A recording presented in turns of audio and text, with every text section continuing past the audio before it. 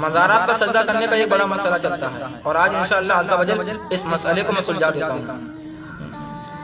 کچھ لوگ کہتے ہیں بریلوی لوگ جو ہیں وہ مزارات پر سجدہ کرتے ہیں،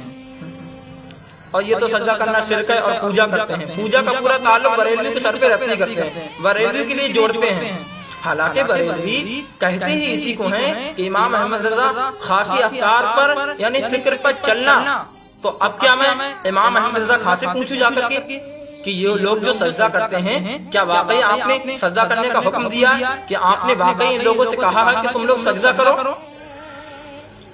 تو امام احمد رضا خاں سے سوال ہوا اس معاملے میں، تو آپ نے ایک رسالہ لکھا، پورا ایک رسالہ لکھا جس میں آیے کریمہ، حدیث طیبہ 40 سے زائد حدیث طیبہ اور 150 سے زائد نصوص ائمہ فقہ لکھی، جس کا نام ضبعۃ الزکیہ ہوا۔ تو اس میں آپ نے یہ نہیں لکھا کہ امام احمد رضا یہ فرماتا ہے، بلکہ آپ نے یہ لکھا کہ اللہ اور اس کے رسول یہ فرماتے ہیں کہ سجدہ جو ہے وہ دو طریقے کے ہوتے ہیں، پہلا سجدہ تعبدی، دوسرا سجدہ تعظیمی۔ سجدہ تعبدی جو ہے یعنی عبادت والا، یہ تو صرف رب کریم کا خاصہ ہے، اللہ رب العزت کے لیے یہ سجدہ ہے اور کسی کے لیے ہو ہی نہیں سکتا۔ اور دوسرا سجدہ تعظیمی، آپ اس کو سجدہ ادب بھی کہہ سکتے ہیں۔ سجدہ تعظیمی پہلی امت کے لیے جائز تھا،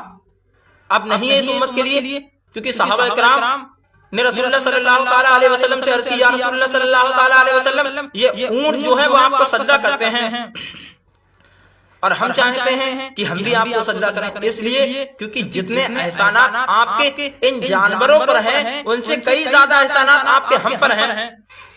تو رسول اللہ صلی اللہ تعالیٰ علیہ وسلم نے فرمایا، اے میرے صحابیوں، اگر اللہ رب العزت کے علاوہ کسی کے لیے سجدہ جائز ہوتا تو رب فرماتا تمہاری بیویاں جو ہیں، تمہاری بیویوں سے فرماتا کہ تم اپنے شوہروں کو سجدہ کرو، تمہاری بیویوں سے فرماتا کہ تم اپنے شوہروں کو سجدہ کرو۔ اور جو پیر فقیر درگاہ مزارات پر سجدہ کرتے ہیں تو ہمارا ان میں سے کوئی کانسیپٹ نہیں ہے، کیونکہ اہل سنت والجماعت نے ڈائریکٹ اس کو منع فرمایا ہے، تو ہم میں کا کوئی کام ہی نہیں ہے، اور کوئی جاہل کر رہا ہے تو بھلا وہ ہم میں سے ہے ہی نہیں۔ اور رہی بات مزارات پر جانے کی بات، تو امام ترمذی رحمۃ اللہ علیہ حدیث لائے، اور انہوں نے کہا